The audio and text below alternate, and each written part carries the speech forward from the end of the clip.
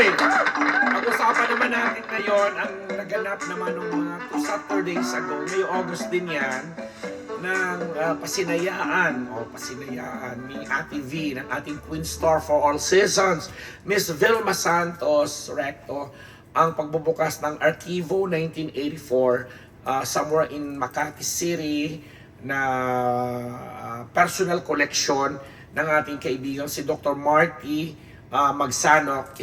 Isa po siyang doktor at isa po siya sa mga anak ng ating pinagpipiligan na naging teacher ko sa UP Mascom na si Tita Letty Magsanok, na dakilang kapatid naman po ng mentor ko po na si Ate Lourdes Inday Badiday, at anak at pinsan ng aking dear kumare, comrade at kung ano pang katsikahan at kakambal ko sa kalokalokahan na si Dali Ann Carvalho. Ang dami ko talaga introduction kay Dr. Marty. Hindi kasi ang saya lang. Kasi alam ko si Dr. Marty, bago naging doktor yan, pangarap at talagang meron na siyang, alam mo yon, gusto niya talagang malinya sa art. Alam mo yon, show business dahil pamilya naman, lalo si Ate Lourdes, di ba? Na alam mo yon, na gusto niya sigurong i-hone or i-develop. But dahil siguro yung, siyempre iba yung ng family, o mag-doktor ka, ganyan-ganyan, nasa pamilya sila ng mga doktor eh. So nag-doktor din naman siya, pero yung passion niya, at yung interest niya sa pag-collect ng mga memorabilias, mga mula sa posters, mga still photos, Betamax, VHS, DVD, ano pa ba mga uso? Yung mga vinyl, mga plaka, ang dami-dami talaga. And meron siyang binuong koleksyon para sa ating nag-iisang Queen Star for all seasons na si Ate V, ang ating kumare, dear idol, Vilma Santos. Na kahit si Ate V ay amazed dun sa nakita niyang mga koleksyon, na sabi niya kahit daw siya ay hindi ganoon kadami ang koleksyon niya. In fact, nagbiro pa siya, or hindi ko alam kung totoo, na sabi niya, pwede mabilhin ko na lang yung iba dyan kasi nga, yun yung mga hard to find memorabilia niya na since maging artista siya at 9 years old noong 60s hanggang magtuloy-tuloy 70s, 80s, 90s, 2020, 2001, 2010 hanggang ngayon 2020s pa rin ay napaka-aktibo. Kaya nga nagbibilang na si Ate V 60 years na siya, or 6 na dekada na siya showbiz industry. Kaya isipin mo kung gaano kadami yung mga collection na yon, na kasi kasama pa niya sina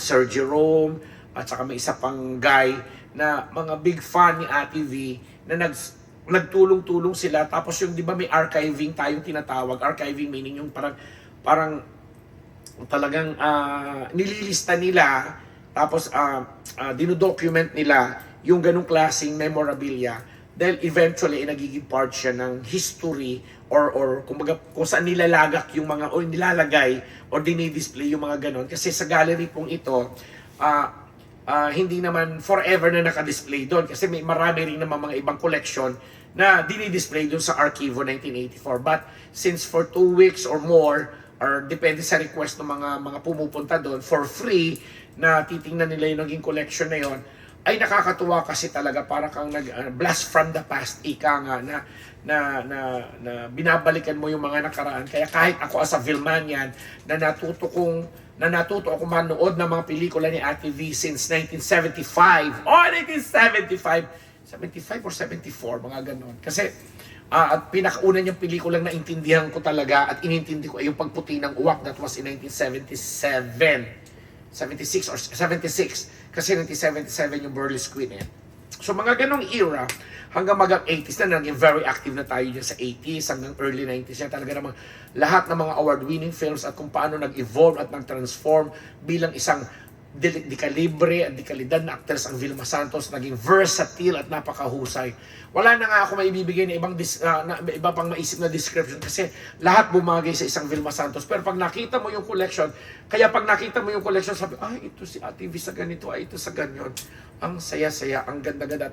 Alam mo yung naibibigay niyang kaligayahan na ako, hindi naman ako si Vilma Santos, pero nararamdaman ko na parang bumabalik din ako dun sa panahon na, kunwari, napanood namin yung may poster siya doon ng Burlesque Queen 1977. Parang bumabalik din, parang 1927 na mapanood ko to, ganito, naging intriga, ganon. So, ang dami-daming mga ganong instances at hindi lang ako, ang mga kapwa ko, Vilmates. O Vilmates ang tawag natin ngayon sa mga millennials at mga Alpha Gen or Gen Z na mga fans. Vilmates or mga Vilmanians kami noon na sobra naming ina-admire ang mga ganitong gawain, lalo pat, di ba, mga individual yan, isang doktor na ang dami naman din talaga mga umahanga kay Ate V sa iba't ibang profesyon. Pero alam mo yon na para maglaan ka ng oras, panahon, pera. Uy, in fairness, naging collector din ako. May mga ilan-ilan din akong collection ng Vilma Santos. Pero magastos na ha. Kasi talagang, alam mo yon, i-imbak mo siya na yun lang mga black and white photos na yun, pag nilagay mo sa isang lalagyan na hindi mo nilagyan ng powder or what, pag nagdikit-dikit, wala na, sira na.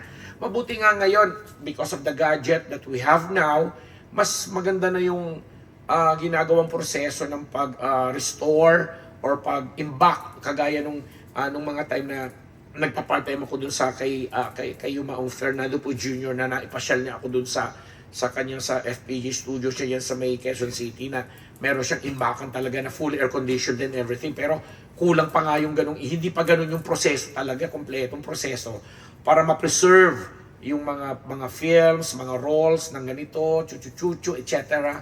Kaya nakakatuwa na this year, 2024, simula nga nung napakaraming activities na ikinabit or dinaluhan or ginawa para sa isang Vilma Santos, isa nga ito sa pinakamatagumpay at isa rin ito sa nagbigay talaga ng kakaibang high sa amin, kasi nga para nga sa pamamagitan nga ng mga photos na yon, posters na yon, mga stills at mga hard to find mga collection, ay talagang para kami nanumbalik uli doon sa kung anong era man yun o kung anong period man yung pinapakita ng picture. So kung mayroong picture noong 1972 ganito, hala, ganito na kami noong 1972, noong 1980, ay, ganito na kami noong 1980. So ang saya-saya lang. And ako talaga, alam naman ni Ate V, na paulit-ulit ko rin sa pag-vlog, sa pagsusulat and everything.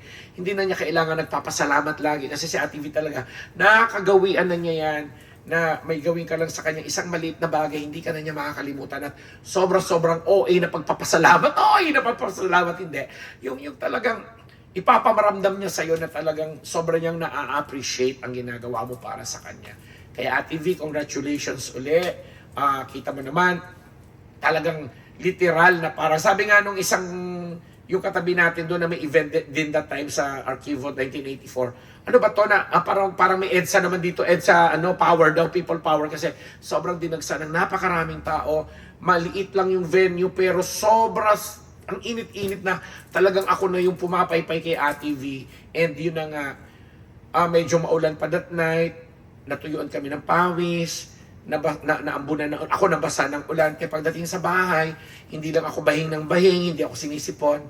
Eto na, nilagnat pa rin po ako at isa rin nga ito sa epekto, itong boses ko hanggang ngayon, ngarag na ngarag pa rin. Malat na malat pa rin kasi epekto nga yun nung Pero hindi ko naman pinagsisisiyan, masaya ako Ate V. Yes. Hindi naman na, kasi ganun talaga na pawis, ubo lahat. At sana nga rin si Ate V ay maayos na rin ang kalagayan ngayon at sabi nga niya, ngayong September ay magsisimula na siyang mag-shoot ng pelikula. Walang pressure, hindi niya ito gagawin dahil lang may deadline for ganito, for ganyan, for MMFF ito or whatsoever. Gagawin niya ito dahil hindi pa niya nagagawa ang ganitong klaseng role. Makabuluhan ito, very challenging ito sa kanya at na-challenge pa rin siya bilang isang artist. Ito po yung pelikula na sinasabi niyang mula sa tambalan ni Dan Villegas at saka ni Antoinette Hadaune, pelikula na gagawin niya under Mantork Productions at masaya siya. Hindi ko na i-discuss sa inyo yung role niya. Basta sabi niya, ang pinangako ni Ate V, magsisimula siya ngayong September. Kaya sana Ate V, dahil nung nag-chat kami ni Ate V doon kasi sabi, nagkasakit nga siya. Sabi ko, naku, Ate V, pareho tayo. Vilman yan talaga ako. Kasi kung anong napifeel mo, nafe-feel ko rin. Charot! Hindi kasi, that was the time na inubo nga tayo, sinipo, nagkaroon ng sinat, at ito na nga isa sa magaling epekto, yung boses natin, hindi pa bumabalik, garalgal pa rin, at ngarag na ngarag pa rin po ako. But anyway, para lang mapagbigyan po kayo, kunento ko po yung mga pangyayari. Congratulations sa Liz Archivo 1984. Congratulations sa lahat ng mga Vilma fans groups na nagpunta doon, ang Sylvie, ang VSSI, ang Solid Vilmanians, at National kung ano-ano pa. Lahat ng mga Vilmates, ang mga new generation ng mga tagahanga, mga TV, lahat ng mga nakita ko doon, dahil naki-host din ako doon. Nandoon yung mga sina Ed Lingaw ng TV5, yung Di Gallardo, nakita ko. Tapos si Agot Isidro, yes, si Cara Magsanok. Yes, Cara, good to see you again. Sabi nga ni Cara, ay, ang bet, di ka nagbabago. Maganda ka pa rin kagaya ko. Charot! Congratulations. And of course, to your brother, si Dr. Marty, congratulations sa inyo. At sana magpatuloy pa ang mga ganyang gawain kasi nga nagiging bahagi sila ng ating kasaysayan.